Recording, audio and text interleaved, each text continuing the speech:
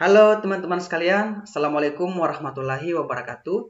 Masih bersama saya, Pak Sul, di channel Guru Kreatif 4.0.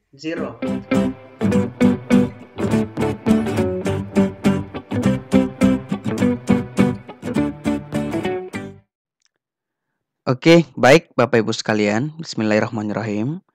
Untuk video kali ini, Bapak Ibu, kami akan bahas tentang potensi peserta didik.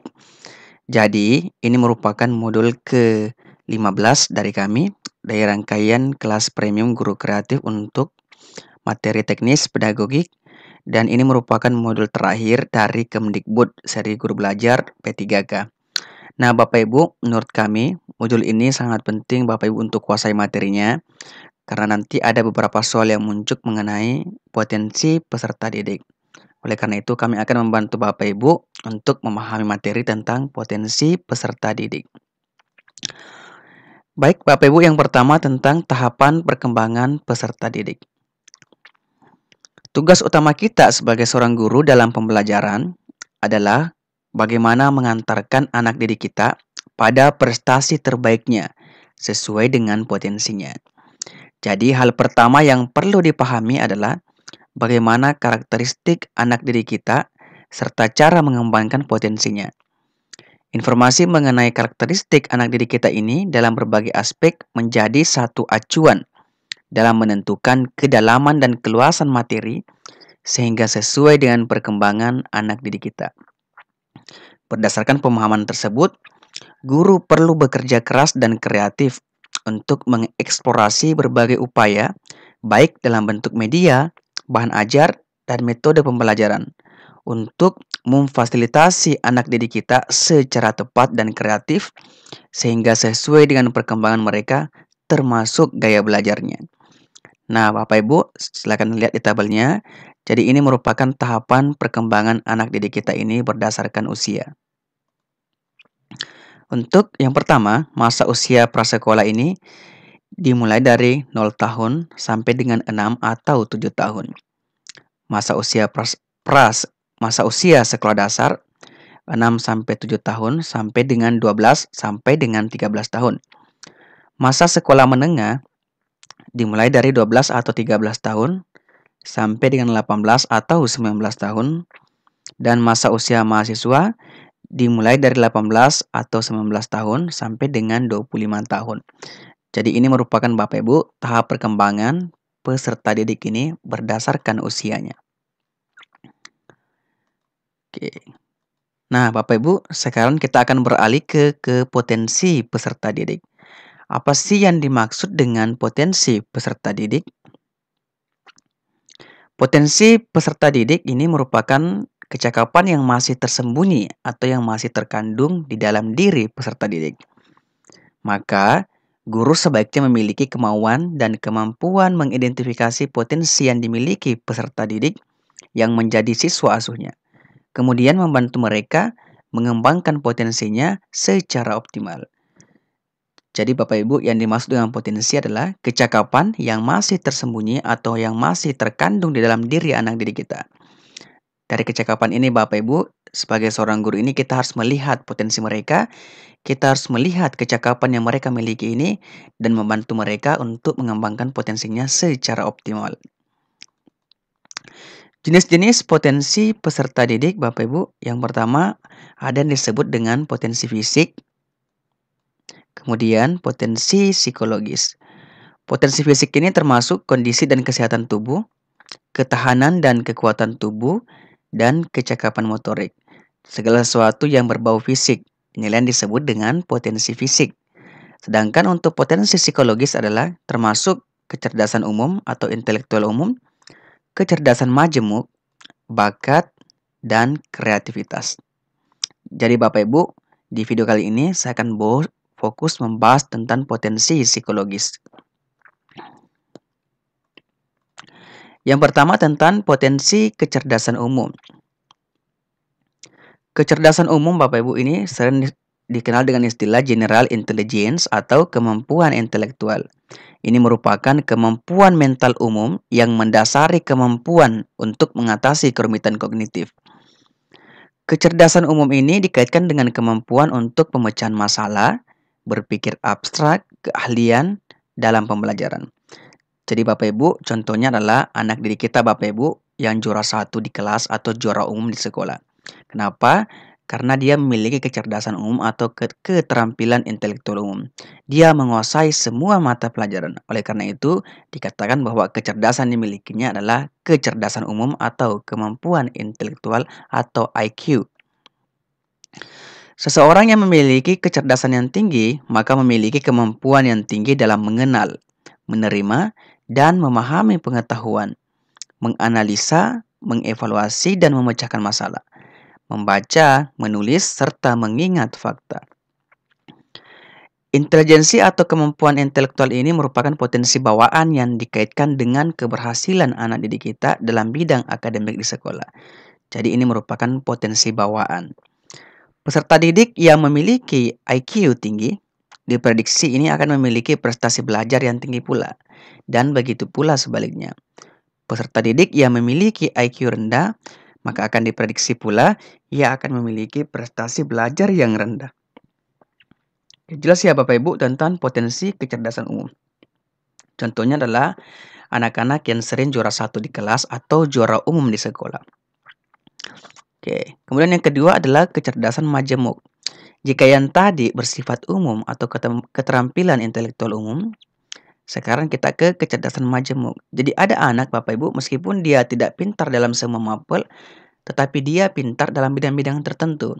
Dia pintar pada mata pelajaran tertentu. Nah, inilah disebut dengan kecerdasan majemuk. Yang pertama adalah kecerdasan bahasa. Kecerdasan bahasa ini merupakan keterampilan anak ini untuk dalam ilmu bahasa, ilmu linguistik. Dia pintar berbicara, dia pintar debat, dia pintar menulis, dan sebagainya. Contoh pekerjaannya adalah penulis, ahli bahasa, sastrawan, jurnalis, orator, penyiar, dan sebagainya. Segala sesuatu yang berhubungan dengan verbal linguistik. Yang kedua adalah kecerdasan matematika atau logis atau logical mathematical intelligence. Contohnya adalah para ilmuwan, ahli matematis, akuntan, insinyur, pemrograman komputer. Yang ketiga adalah kecerdasan spasial visual. Contohnya adalah pilot, nahkoda, astronot, pelukis, arsitek, dan lain-lain. Kenapa? Karena orang yang memiliki kecerdasan spasial visual adalah orang yang memiliki kecakapan berpikir dalam ruang 3 dimensi. Next adalah kecerdasan kinestetis atau gerakan fisik. Contohnya adalah olahragawan, penari, pencipta tari, perajin profesional, dan dokter bedah. Segala sesuatu yang berhubungan dengan gerakan fisik. Next adalah kecerdasan musik atau musical intelligence.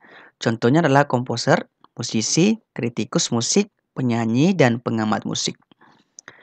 Next, kecerdasan hubungan spasial atau interpersonal intelligence adalah keterampilan anak kita untuk beradaptasi dengan lingkungan. Contohnya adalah guru, konselor, pekerja sosial, aktor, pimpinan masyarakat, dan politikus. Kemudian kecerdasan intrapersonal, yakni pemahaman mereka tentang diri mereka. Contohnya adalah agamawan, psikolog, psikiater, filsuf, dan sebagainya. Dan yang terakhir adalah kecerdasan naturalis. Contohnya adalah petani, ahli botani, arkeolog, antropolog, ahli ekologi, ahli tanah, ataupun pecinta lingkungan.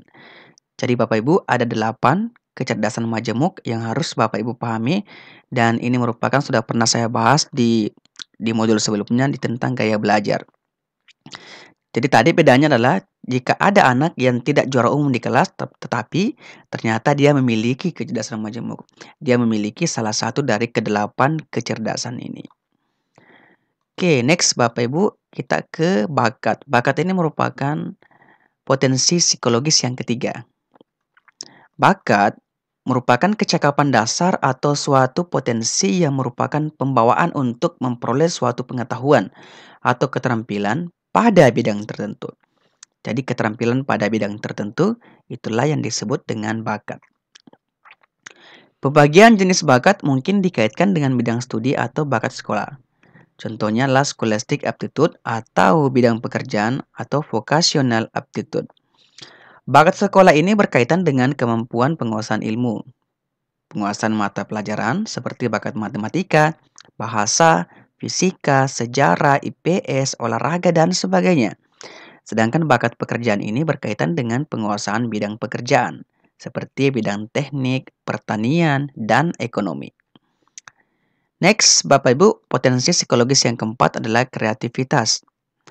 Kreativitas ini mengarah ke penciptaan sesuatu yang baru, berbeda, unik, baik itu berbentuk tulisan maupun yang konkret atau abstrak. Kreativitas ini memegang peranan penting dalam kehidupan manusia.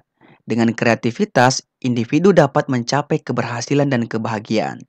Orang kreatif adalah orang yang unggul, terus belajar dan membuat kreasi. Dan setiap orang ini memiliki potensi kreatif meskipun dalam derajat yang berbeda. Terus, bagaimana hubungan kreativitas dan kecerdasan? Nah, Bapak Ibu harus pahami bahwa tidak selamanya orang yang kreatif ini memiliki intelijensi yang tinggi. Kadang-kadang ditemukan orang yang memiliki bakat kreatifnya tinggi, tetapi tingkat kecerdasannya rendah. Dan tidak semua orang yang tingkat kecerdasannya tinggi adalah pencipta. Kenapa? Karena kreativitas dan kecerdasan ini akan berjalan seiring apabila faktor lingkungan dan dalam diri individu ini tidak mengganggu perkembangan kreativitas. Apabila tidak ada hambatan yang mengganggu perkembangan kreativitas, maka semakin cerdas anak, maka semakin dapat ia menjadi kreatif. Oke, Bapak Ibu, next. Bagaimana seorang guru ini dapat mengidentifikasi potensi peserta didik? Nah, Bapak Ibu, yang pertama, bagaimana cara kita mengidentifikasi kemampuan intelektual atau kecerdasan umum? Yang pertama, boleh melalui pengamatan. Kita mengamati kecerdasan umum peserta didik. Contohnya adalah bagaimana kesulitan belajarnya dan pemahamannya terhadap materi pembelajaran. Jika anak-anak cepat memahami materi, berarti tingkat IQ-nya tinggi, dan begitupun sebaliknya. Yang kedua adalah kita bisa mengidentifikasi hasil ulangan atau tes, tugas, wawancara, dan sebagainya. Tetapi ini berlaku untuk semua mata pelajaran. Dan yang kedua, bagaimana cara mengidentifikasi kecerdasan majemuk dan bakat? Nah, cara mengidentifikasi hampir sama dengan kecerdasan umum.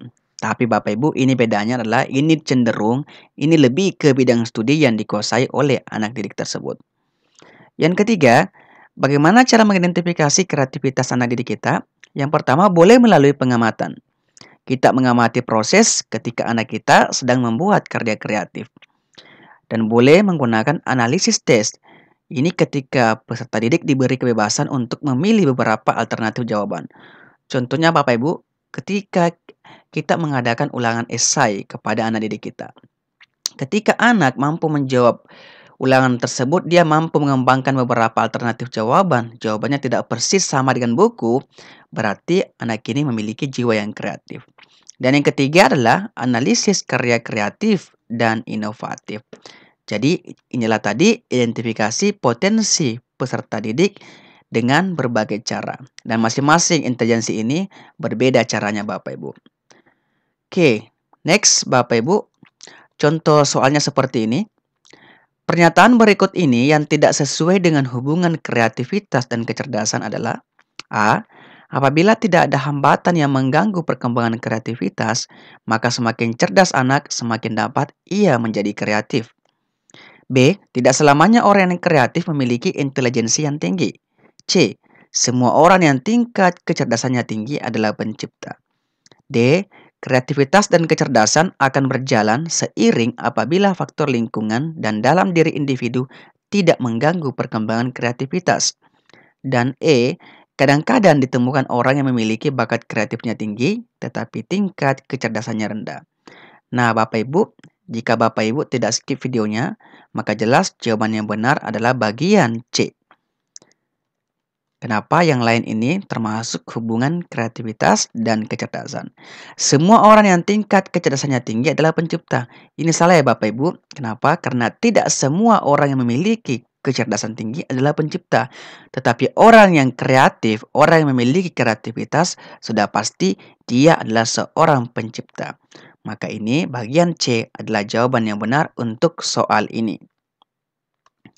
Next Bapak Ibu, soal selanjutnya. Seperti ini, untuk mengetahui potensi peserta didiknya, Bu Nana mengamati peserta didiknya dan membandingkannya dengan peserta didik lainnya di dalam kelas dan menganalisis hasil ulangan dan tugas mereka di semua mata pelajaran serta mewawancarai peserta didiknya satu persatu. Kegiatan yang dilakukan Bu Nana ini merupakan strategi A. Identifikasi kemampuan awal. B. Identifikasi kemampuan intelektual. C. Identifikasi kecerdasan umum majemuk. D. Identifikasi bakat peserta didik. Dan E. Identifikasi kreativitas peserta didik.